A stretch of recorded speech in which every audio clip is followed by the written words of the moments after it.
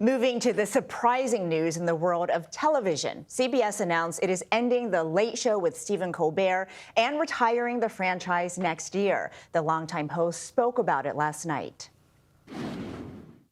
The network will be ending The Late Show in May. And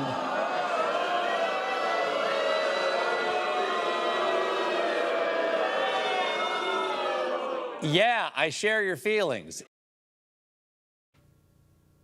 CBS News 24/7 anchor and featured host of CBS Mornings, Vlad Duthiers, joins me now. Vlad, great to see you, my friend. You know, Colbert himself was clearly surprised, and this announcement sent shockwaves. What can you tell us more about the decision?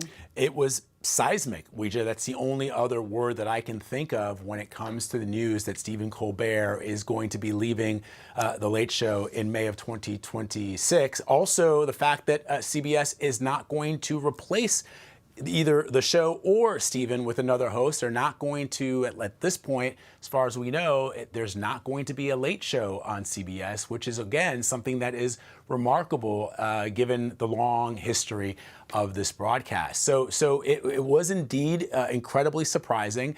Stephen has been at the top of his game almost pretty much since he took over for David Letterman. I think that it came as a shock to all of us, much as it did to that audience, as you can hear them reacting in real time to the news. And look, Paramount has been very, very clear that this has nothing to do with the political climate. It has nothing to do with the internal happenings that are going on with this company and our parent company, Paramount Global.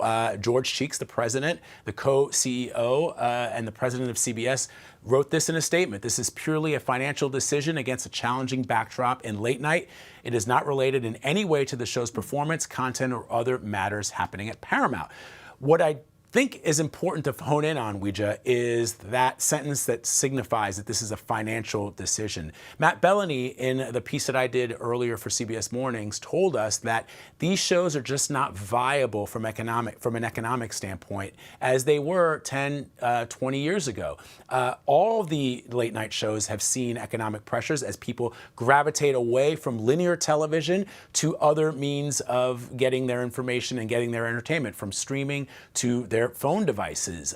In fact, Matt said something that I thought was pretty surprising. He told us that he doesn't expect that any of these shows will be around in the next 5 years.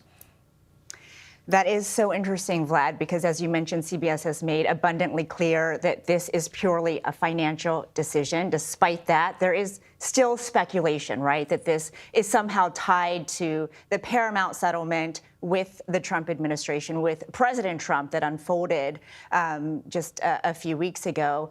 What does all of this tell you, Vlad, about the current relationship between politics and the media, especially when you have senators, U.S. senators, weighing in and voicing their concerns that this could be related to that settlement? I would say that relationship is incredibly tenuous. As you point out, we've got a statement from Elizabeth Warren of Massachusetts. She posted on X. I thought this was really telling. She wrote, CBS canceled Colbert's show just 3 days after Colbert called out CBS parent company Paramount for its $16 million settlement with Trump, a deal, Elizabeth Warren writes, that looks like bribery. Adam Schiff, who was actually a guest on the show last night, said if Paramount and CBS ended The Late Show for political reasons, the public deserves to know and deserves better. So you can see that some of these politicians are already sort of weighing in on what you're suggesting there, which is that there seems to be, at least from where they sit, this relationship between the administration and some of the people who own these media organizations that they find troubling. But again, going back to the statement from George and the statement that you even heard Stephen making there when he announced it, this appears to be just for financial reasons. And anybody reading into it is not going to find any there, according to George Cheeks.